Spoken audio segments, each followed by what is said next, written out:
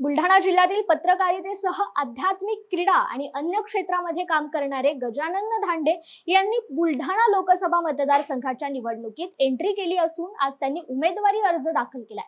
विकासात्मक पत्रकारिता आणि टीव्ही अँकरिंग अर्थात वृत्त निवेदकाच्या माध्यमातून घराघरात पोहोचलेला हा चेहरा असून सामाजिक चळवळीत सुद्धा ते अग्रेसर असतात।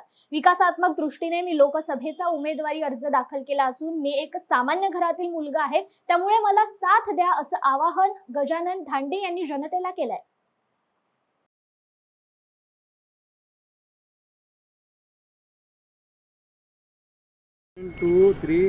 रोल तुम्ही आज उमेदवारी अर्ज भरलाय, तुम्ही नवयुवक पत्रकार आहे, काय गरज पडली तुम्हाला की तुम्ही उमेदवारी अर्ज भरला? कसं आहे माऊली, बुलढाणा जिल्ह्यातील जबाबदार नागरिक असलेल्या मतदारांची आतापर्यंत खऱ्या अर्थानं निराशा झालेली आहे। जिल्हा विकासाच्या बाबतीमध्ये कुठं आहे हे माझ्यापेक्षा तुम्हाला सगळ्याला चांगलं माहिती आहे।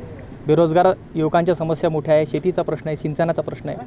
हे चित्र बदललं पाहिजे असं प्रत्येकजण म्हणतो, मात्र मी सामान्य माणसाची लढाई लढण्यासाठी ही भूमिका या ठिकाणी घेतलेली। माझी लढाई ही सामान्य माणसाची लढाई आहे। कुठल्या मुद्द्यावरती तुम्ही मतदारांसमोर जाणार आहात? मी विकासाच्या मुद्द्यावरती मतदारांसमोर जाणार। मी कोणावरती टीका टिप्पणी करण्यापेक्षा विकासासाठी मत मागणार। आता इथे महायुती आणि महाविकास आघाडीचे तगडे उमेदवार आहेत तुमच्यासमोर, म्हणजे कसं तुमचं टप्पा कशा पद्धतीने? सध्या पक्षीय पातळीवर लोकांचं राजकारणावरचा विश्वास उठत चाललेला आहे। कोण कुठं जाईल हे सांगता येत नाही आणि त्यातल्या त्यात सामान्य माणसाला दररोज टी व्ही पाहून वैताग आलेला आहे।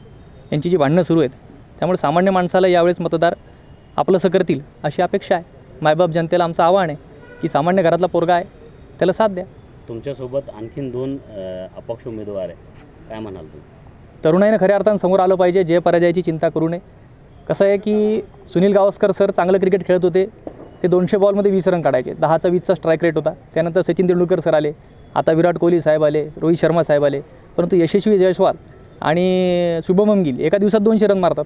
नवीन पोराला जर दिलं तर तो फिल्डिंग नाही करणार, बॉलिंग नाही करणार, बॅटिंग नाही करणार, पण कातोडा त्याला म्हणता येईल की तो त्याच्यासाठी प्रयत्न प्रामाणिकपणे करेल, अशी माझी अपेक्षा आहे।